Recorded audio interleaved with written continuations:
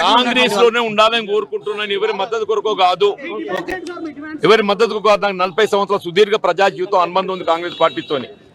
జరిగిన ఒక పరిణామాలు నాకు ఏదైతుందో కొంత మనస్తాపానికి గురైన నేను ఈ పరిస్థితుల్లో గౌరవం ఏదైతుందో ప్రధాన భావించిన కార్యకర్త మనోభావాలకు అనుగుణంగానే నేను శాసన సభ్యత్వం రాజీనామా చేయాలని భావించి నేను చైర్మన్ గారి టైం అడిగి నేను ఇవాళ అందుబాటులో లేనట్టున్నారు. వారి సమయం పొందిన తర్వాత ఏదైతుందో అది అప్రైజ్. కాంగ్రెస్ పార్టీలో చట్టసభలో ఉన్నటువంటి నాయకులు అతి ముఖ్యమైన సీనియర్ నాయకులు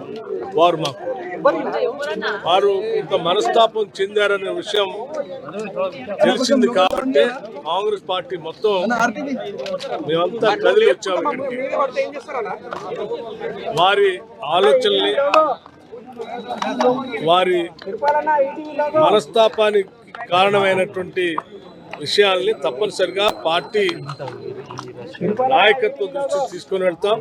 పార్టీ నాయకత్వం కూడా వారితో నిరంతరం మాట్లాడుతుంది, ప్రయత్నం కూడా చేస్తూ ఉంది. వారి గౌరవానికి ఎక్కడ భంగం కలగకుండా వారు మాకున్నటువంటి సీనియర్ నాయకులుగా మాకు కూడా మార్గదర్శకం చేస్తూ పార్టీని, ప్రభుత్వాన్ని నడిపించడానికి వారికి ఉన్నటువంటి ఆ సీనియారిటీ కానీ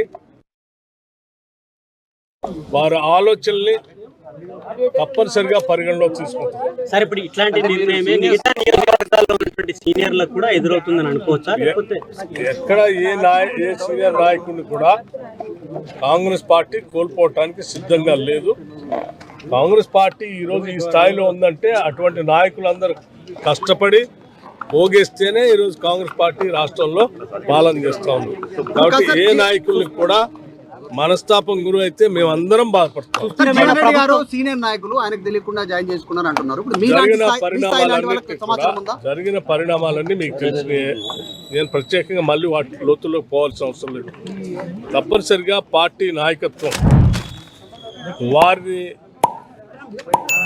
సంపూర్ణంగా వారి స్థాయికి తగ్గట్టుగా, వారి సీనియారిటీ తగ్గట్టుగా, వారి గౌరవానికి ఎక్కడ భంగం కలగకుండా ఉండే స్థాయిలోనే వారి నిర్ణయాలు ఉంటాయి. వారిని అట్లాగే గౌరవం